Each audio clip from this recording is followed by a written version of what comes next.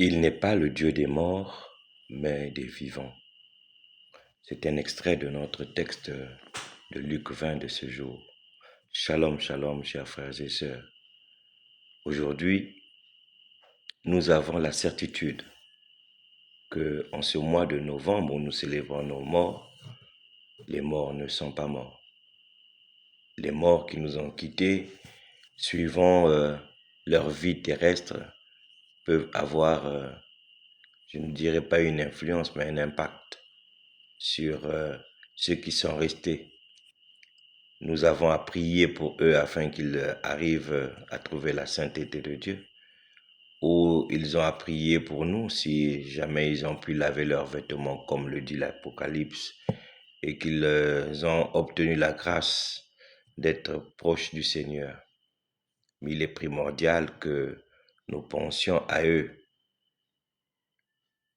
Le Seigneur, dans cet épisode de Luc 20, nous présente cette situation. Il est en discussion avec les Sadducéens qui ne croient pas en la résurrection et qui lui présentent la situation comme étant le mariage d'une personne qui n'a pas marché. La personne est morte selon la tradition juive. Il faut que s'il y a un frère, que cette femme-là prenne l'autre frère. Et il y en a eu 7 qui ont fait mariage avec cette dame, malheureusement qui n'ont pas pu avoir un enfant. Et au jour de la résurrection, de qui sera la femme de 7 frères? C'est pourquoi Jésus déjà rappelle que les enfants de ce monde, nous, dans ce monde, nous nous marions, mais que au ciel, le mariage n'existe pas. Le mariage n'est pas fait pour le ciel, le mariage est fait pour la terre. Jésus dit donc, les enfants de ce monde prennent femme et mari, mais ceux qui ont été jugés dignes d'avoir part au monde à venir, à la résurrection d'entre les morts, ne prennent ni femme ni mari, car ils ne peuvent plus mourir. Ceux qui ont pu avoir grâce de la résurrection, de monter au Seigneur, avec le Seigneur, ceux-là ne prennent ni femme ni enfant, car ils ne peuvent mourir. Et s'ils ne peuvent mourir, donc ils sont en vie.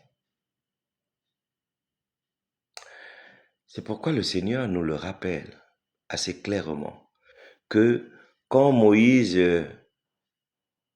a été pris en phase dans la discussion avec le Seigneur lors du buisson ardent, le Seigneur lui dit clairement, « Je suis le Dieu d'Abraham, d'Isaac, le Dieu de Jacob. » C'est la preuve qu'il n'était pas le Dieu des morts. Il n'a pas dit il est le Dieu de feu. Il n'a pas dit il était le Dieu. Il a dit je suis le Dieu. Alors que ces personnes étaient bel et bien sous terre.